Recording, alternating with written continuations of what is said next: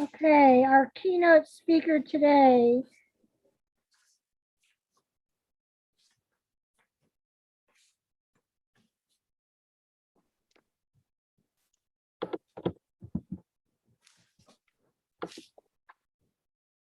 where is the keynote? There he is. Let me spotlight you.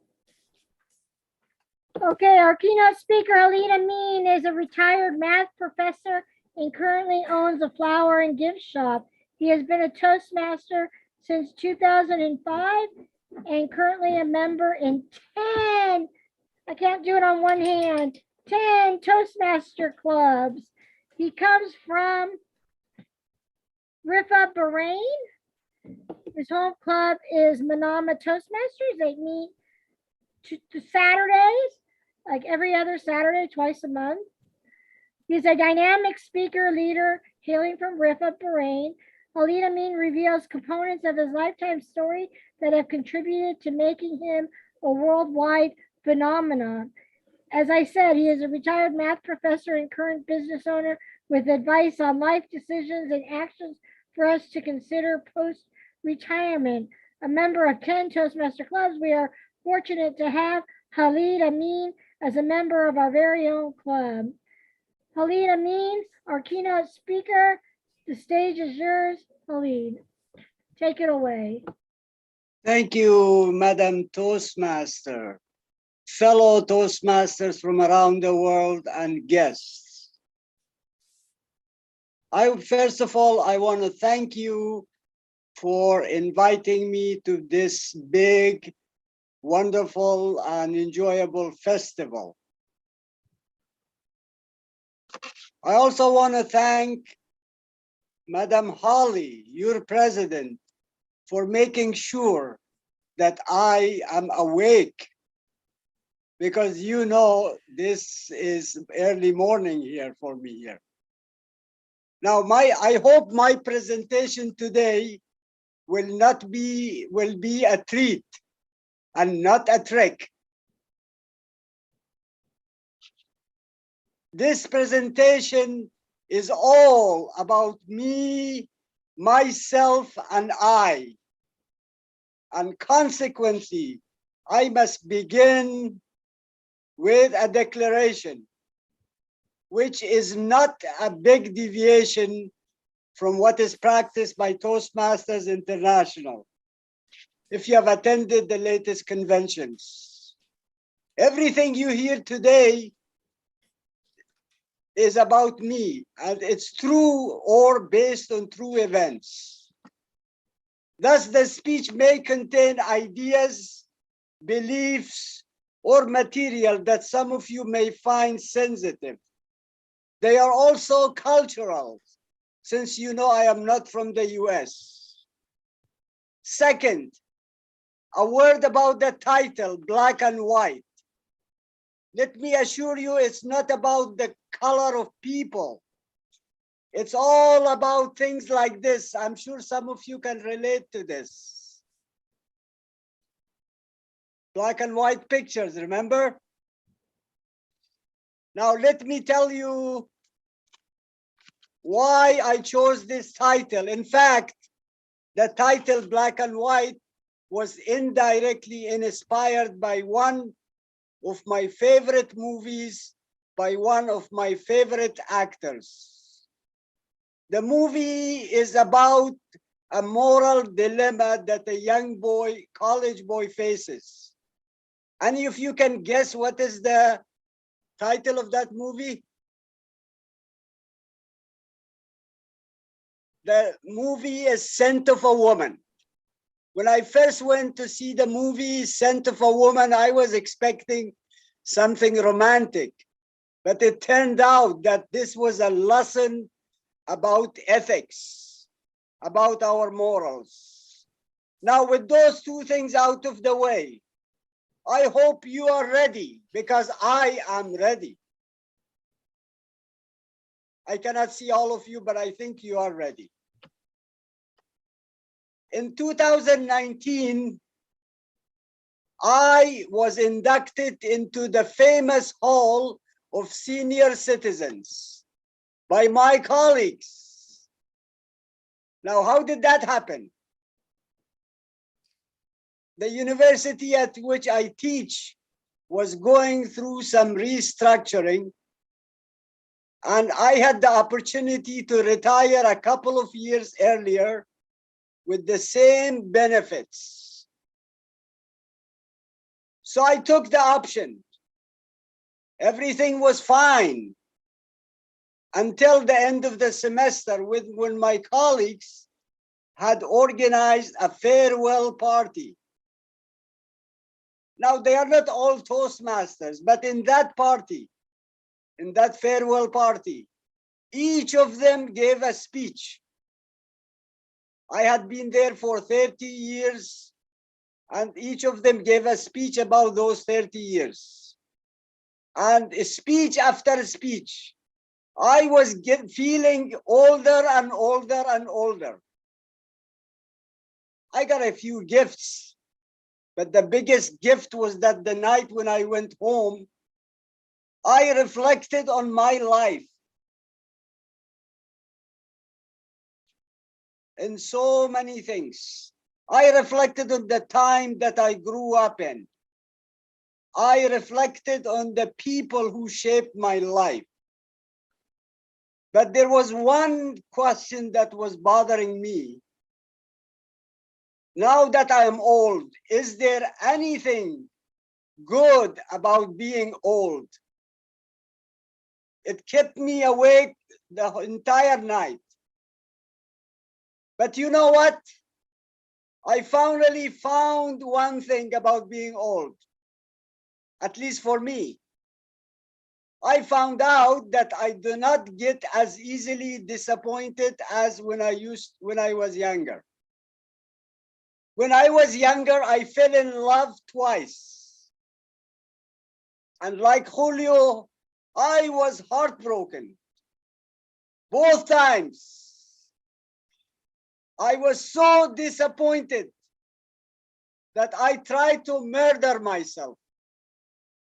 But as you can see, I wasn't good at it because I'm still around.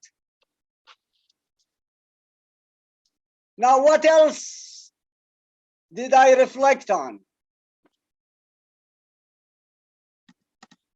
Well, I reflected on the people who shaped my life, the time I grew up in. So what kind of time and environment I grew up in? I grew up in the 1960s and 1970s. Now, I don't consider myself conservative, but I was raised by conservative parents. I grew up in an era of tough love. There was no pretending in our home. My parents, especially my mom, called it as she saw it. And what she saw wasn't always pretty. I remember trying out a new hairstyle. Jackson 5, remember?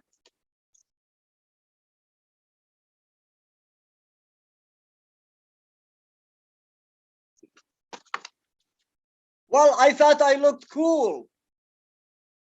But when I went home, mom said, didn't like it. So she said, go fix your hair and don't come back before you do that. As she stood beside my dad.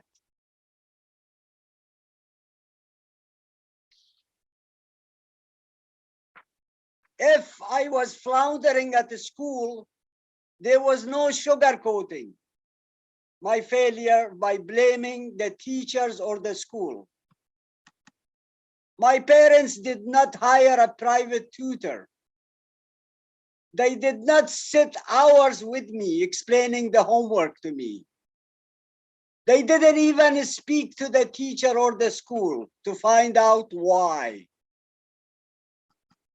There was no what is called today positive parenting tactics. I usually used to get this usual stern. Work harder next time. When I was mean to my younger brothers, I was told I was mean. If I went home with a cut knee or a scraped elbow after a soccer game, it was not an occasion when my parents would say, "Oh, my baby." Instead, my dad wiped the snot from my nose with an old kerchief that he probably had used to wipe his own nose with a few minutes ago, and would say, "Stop being such a baby." Imagine if that happens today. It never occurred to my parents that to communicate with such words would be considered cruel, that those words could cause emotional scars on their children or for life. Such vocabulary simply didn't exist. Today, those words would be good enough and good reasons for parents to be labeled bad parents. Today's parents, my friends, treat their children like handicapped royalties. To tell your kids to smarten up, to say such things imply they aren't smart. It is politically incorrect. Today's parents, instead of pushing their children, they do the pushing themselves. I grew up in an era of tough love, yes, and I am proud of it.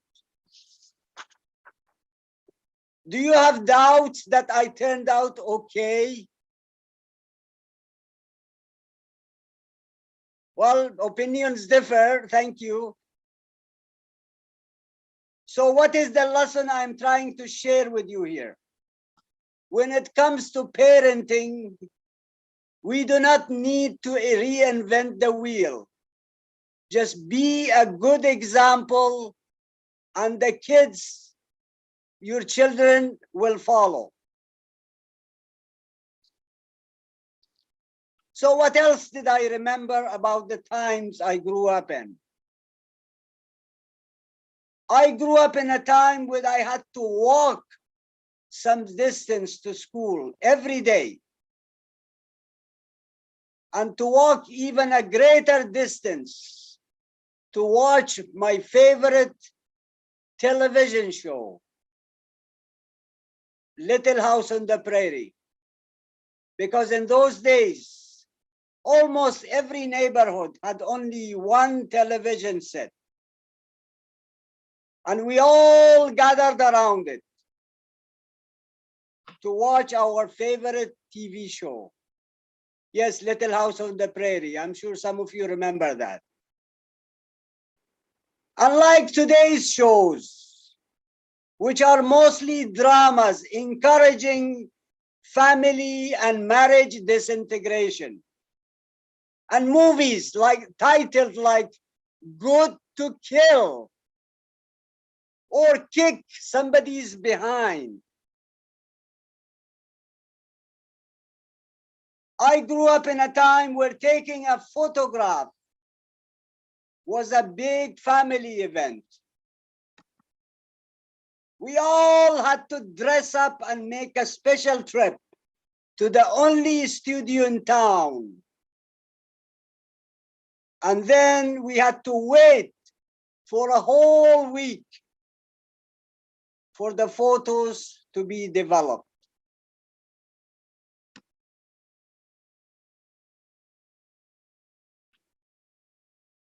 I grew up in a time when boys and girls got married at a young age. In fact, so young that parents had to teach the young couple the act of procreation the night of the wedding.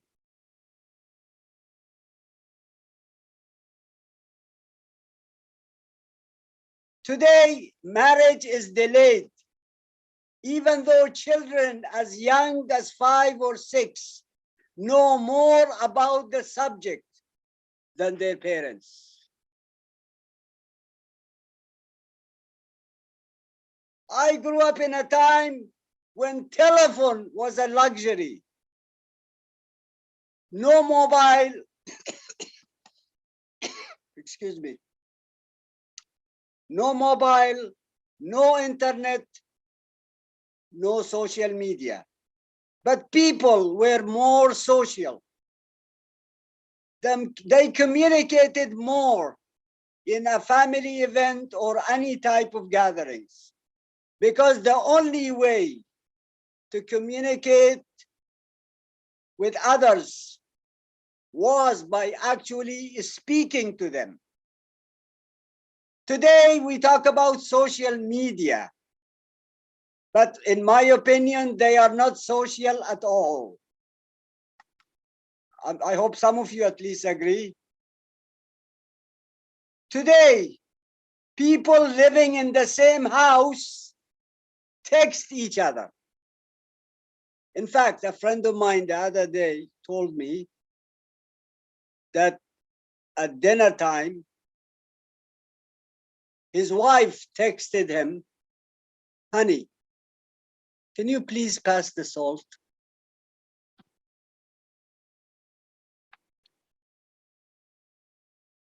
I grew up in a time when people respected laws and regulations. Driving was an art. Hit and run accident was non-existent.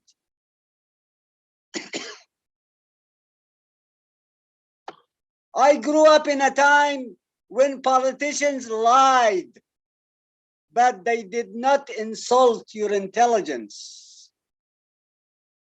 Today, politicians lie openly without any shame. You have to excuse me, I need a glass of water.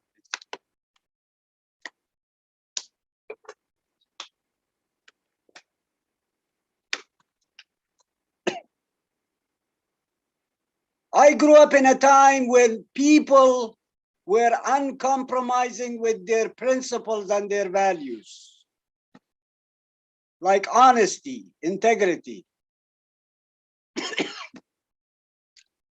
I remember a little story one day. My dad, who was a taxi driver all his life, he came home with a small Samsonite briefcase.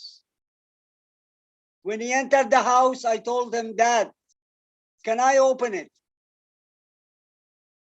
He said, "No, it does not belong to us." And then he told me that one of his passengers had forgotten that briefcase inside his car. I insisted to my dad that we should open it. Maybe there is some money in it. She said, "No, son, this doesn't belong to us." My dad didn't get good sleep for 2 or 3 nights until he went around asking who this belonged to. And finally, he found him and gave it back to him. So when I asked my dad what was in it, he said it was full of money. And say, "What happened?" He said, "Well, the guy gave me $200. And that was one of those rare occasions when we had ice cream." My friends, no doubt today's generation is smart. But did you know, according to statistics, an alarming number of them are willing to compromise their values in order to succeed in life?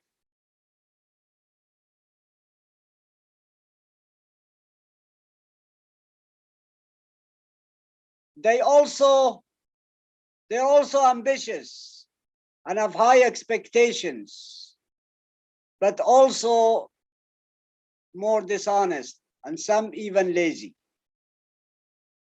I also expect the reward without doing the work. My friends, I grew up in a time when everything was either wrong or right. Everything was as clear as day and night.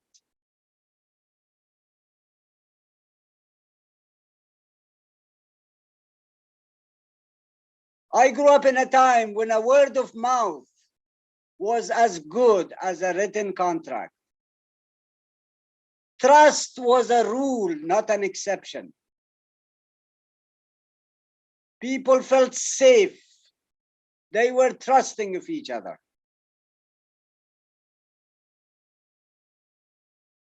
Today, there is nothing called wrong. Everyone is right.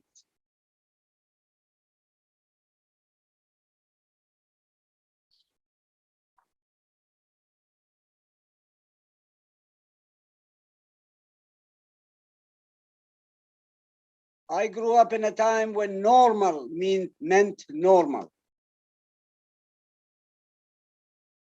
I grew up in a time when everything was black and white. But as I was growing up, I watched the world become more and more colorful.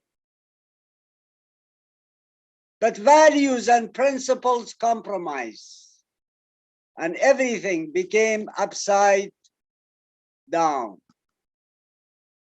Now, my friends, if you think I'm starting to sound melodramatic, please don't worry, because life has taught me a few lessons too.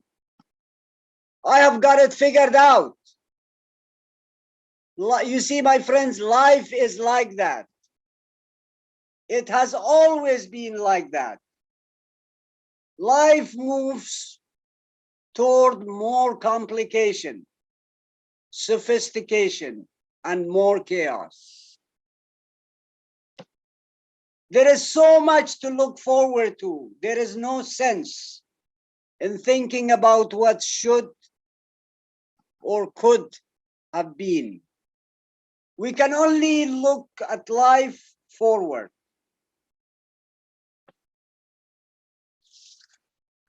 Yes, my friend, there is no point looking backward, except if it makes the view looking forward clearer. Let me say this one more time. There is no point in looking backward, except if it makes the view looking forward clearer. Madam Toastmaster. Wow, thank you, Khalid. What